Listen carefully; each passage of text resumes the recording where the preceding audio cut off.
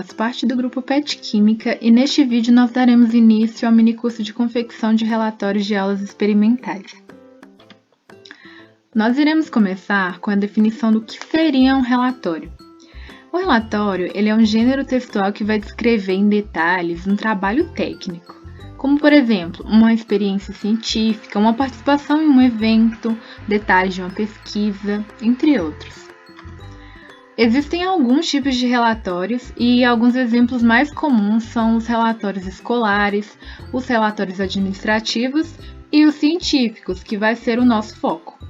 O relatório científico é muito utilizado no ensino superior e ele tem a finalidade de registrar e divulgar um trabalho de pesquisa realizado, e nas aulas experimentais eles são utilizados para relatar os experimentos realizados.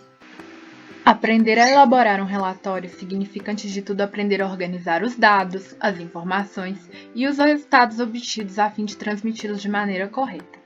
O objetivo principal de um relatório de aula experimental é informar com clareza e exatidão como o experimento foi executado. Não existe uma receita pronta para confeccionar um relatório. Há um caráter pessoal que cada pessoa irá adotar na sua redação. No entanto, existem algumas regras gerais que devem ser sempre seguidas para manter a clareza e a objetividade das informações. É importante sempre ter em mente essas duas questões. Quem ler este relatório conseguiria entender o que foi feito e como? Este mesmo leitor seria capaz de repetir o que foi feito tendo como guia apenas o meu relatório? Isso significa que o relato do experimento deve ser detalhado, com cuidado, de forma meticulosa.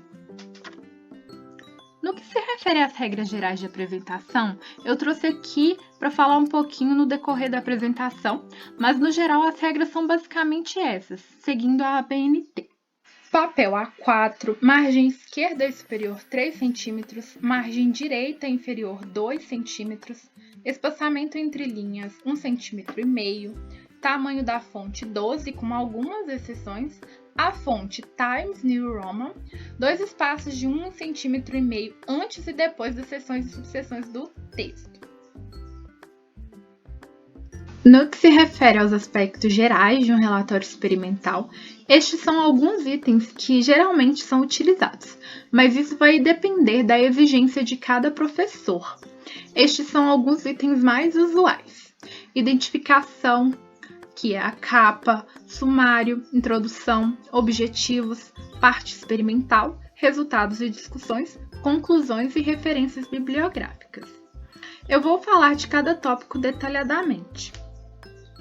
Mas antes de começar, é importante lembrar que antes mesmo de iniciar o relatório e até mesmo a prática experimental, uma dica muito importante é certificar-se de que não há modificações na prática ou substituições de vidrarias. Ficar atento a isso e sempre apresentar as modificações no relatório. Fotografar e identificar as vidrarias e os procedimentos durante a aula experimental é fundamental. Também não se esquecer de anotar as informações relevantes. Isso vai ajudar muito na hora de redigir o relatório. Muitas vezes, a gente deixa para redigir o relatório uma semana após o experimento e acaba não se lembrando se há modificações na prática. Sendo assim, anotar é essencial. Agora eu irei mostrar para vocês os itens essenciais na confecção de um relatório experimental de forma detalhada. O primeiro item é a identificação do relatório, é a capa. A capa de um relatório, ela segue as orientações de cada instituição, mas de maneira geral, a capa deve conter os seguintes itens: o nome da instituição de ensino, o título, a identificação da turma e da disciplina, a data da realização do experimento, o nome do professor, nome dos alunos, cidade e data. Este é um exemplo de uma capa de um relatório. Percebam que ela contém todos os itens especificados. O segundo item a ser apresentado é o sumário. Essa parte consiste na enumeração das divisões, das seções, dos capítulos e dos demais itens que integram o trabalho. Um sumário bem elaborado é essencial para localizar separadamente o conteúdo do trabalho e também demonstra toda a estrutura dos assuntos abordados em cada parte ou seção. Os itens pré-textuais, as partes que antecedem o texto, como a capa, não devem ser mencionados no sumário, considerando apenas a página a partir da introdução. Todos os itens mencionados no sumário precisam remeter à página na qual eles se encontram. Essa é um exemplo de uma estrutura de um sumário. Ela deve ser utilizada indicando o número da seção, o título da seção e a página onde se inicia os itens.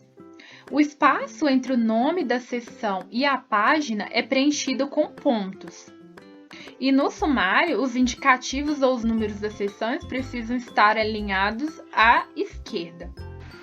O próximo item é a introdução. Ela é a parte inicial do texto. Ela vai conter informações objetivas para situar o tema do trabalho, para servir como uma delimitação do assunto e os objetivos da pesquisa. A introdução ela não pode ser escrita em tópicos. Deve ter no mínimo uma página e no máximo 2. E o objetivo do trabalho ele também pode aparecer no último parágrafo da introdução. Outra dica é, se caso haja mais de um método de experimentação na mesma prática, fazer um rápido comentário sobre cada um deles, citando as vantagens e desvantagens. Sempre que possível, colocar aplicações dessas práticas no dia a dia é sempre uma boa pedida. Uma boa introdução vai conter aplicações da prática no dia a dia, uma síntese de vários livros, apostilas e artigos e, novamente, cuidado com a veracidade da informação obtida nas consultas. Antes de falar sobre o próximo item, eu gostaria de falar um pouquinho sobre citações. Existem alguns tipos de citações e eu trouxe alguns exemplos. O primeiro deles é a citação direta, que nada mais é do que a transcrição exata, ou seja, a cópia da ideia do autor consultado, podendo ser longa ou curta. A citação direta curta, ela possui menos de 3 linhas e precisa estar entre aspas. Também o sobrenome do autor, o ano da publicação e a página. Percebam que nesse exemplo, essa citação ela foi tirada desse autor e ela foi citada por esse autor. Por isso que vem o APUD. Na citação direta longa, que é a citação com mais de 3 linhas, ela deve ser destacada com recuo de 4 centímetros, como nesse exemplo aqui. A fonte é do tamanho 10 e não deve constar as aspas, não deve ser utilizado as aspas. O sobrenome do autor também deve estar presente, o ano da publicação e a página. O sobrenome do autor sempre em caixa alta, quando colocado no final da citação. Já a citação indireta, ela é a transcrição das ideias do autor, porém usando as suas próprias palavras. O sobrenome do autor também deve aparecer, como no exemplo, e o ano da publicação. A página também é interessante colocar e não deve conter as aspas nem recuo. As citações elas podem seguir os seguintes sistemas de apresentação. O sistema de citação numérico, onde o número vem sobrescrito após a citação, e nas referências, ele vem referente à citação que foi utilizada. Já no sistema de citação autor-data, o sobrenome e o ano da publicação vêm entre parênteses após a citação. E nas referências, geralmente vem em ordem alfabética. O próximo item são os objetivos. Como eu havia mencionado, em alguns relatórios a introdução pode conter o objetivo no final. Pode também haver mais de um objetivo, sendo um mais geral e outros mais específicos. E normalmente os objetivos são apresentados como forma de ações. Verbos como obter, extrair, observar, analisar, caracterizar, entre outros. Este é um exemplo de objetivo, o objetivo geral e outro específico. E eles vão indicar os principais objetivos da experimentação. No item materiais e métodos, deve-se constar os materiais utilizados. Eles vão ser a apresentação de todos os materiais, vidrarias e equipamentos utilizados na realização do experimento, exceto os reagentes. Eles vão ser apresentados na forma de itens, como o exemplo abaixo. Já os reagentes utilizados devem se apresentar todos os reagentes utilizados na realização do experimento, como também no exemplo abaixo. Já a parte do procedimento experimental vai ser a parte onde há a descrição de todos os procedimentos realizados, incluindo as modificações que tenham sido feitas. Não devem se constar observações, pois elas fazem parte dos resultados e discussões.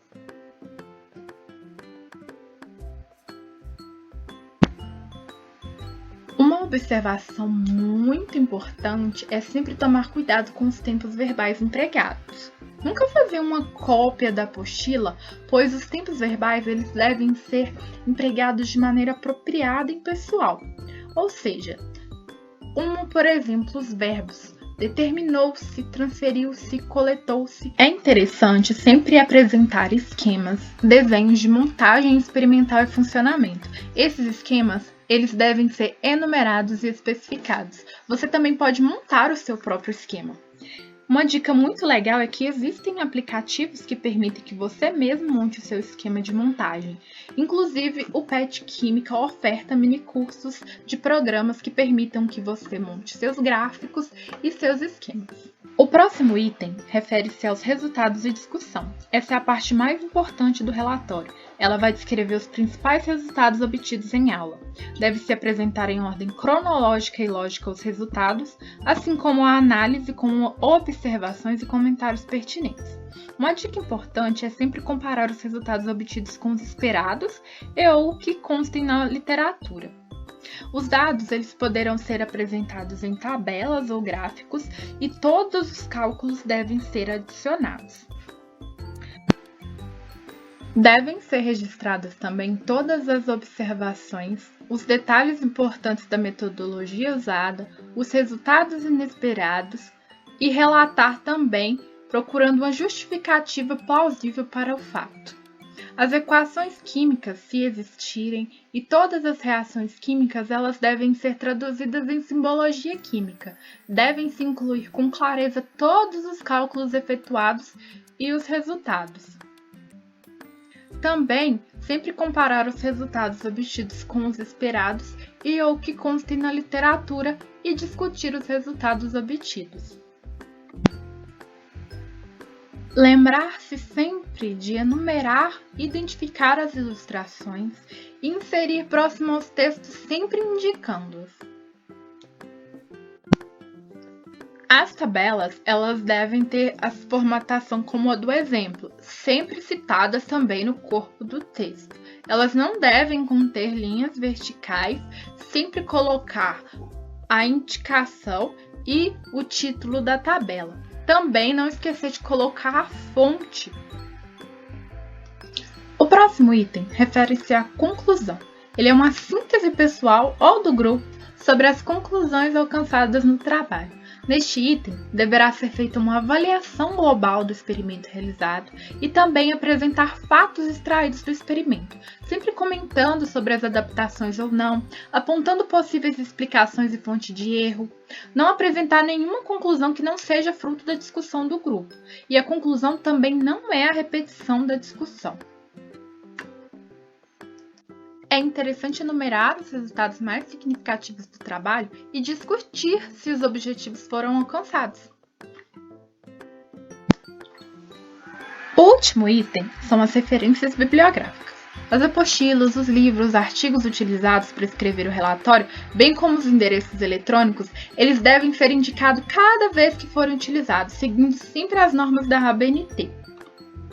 Alguns exemplos são os artigos em periódicos. Eles devem seguir a seguinte formatação: sobrenome do autor, bem como as iniciais dos nomes, nome do artigo, revista, volume, número de páginas acessadas e o ano de publicação. Livros como um todo, sobrenome do autor, o nome do autor, o título em negrito ou itálico do livro, o subtítulo caso haja, tradutor se houver, se for um livro em outro idioma, a edição, o local, a editora, o ano de publicação e o número de páginas, como o exemplo do livro do Attic. Já os capítulos de livro, o autor do capítulo e o nome, título do capítulo, sobrenome do autor do livro, nome do livro, o título do livro, a edição, local, editora, ano, página, inicial e final que foi consultada. Já as páginas de internet, sempre colocar o autor, caso haja, o título da matéria e o endereço onde esse link está disponível. O acesso, o dia, o mês abreviado e o ano. Essas são algumas das referências que eu utilizei para fazer esse material. Estamos finalizando por aqui. Eu espero que vocês tenham tirado proveito dessa aula. Gostaria de agradecer e informar que nós teremos uma aula síncrona que será marcada ainda, mas para a emissão do certificado é necessário que vocês façam a atividade e participem também da aula síncrona. Muito obrigada pela participação de todos e vejo vocês logo mais.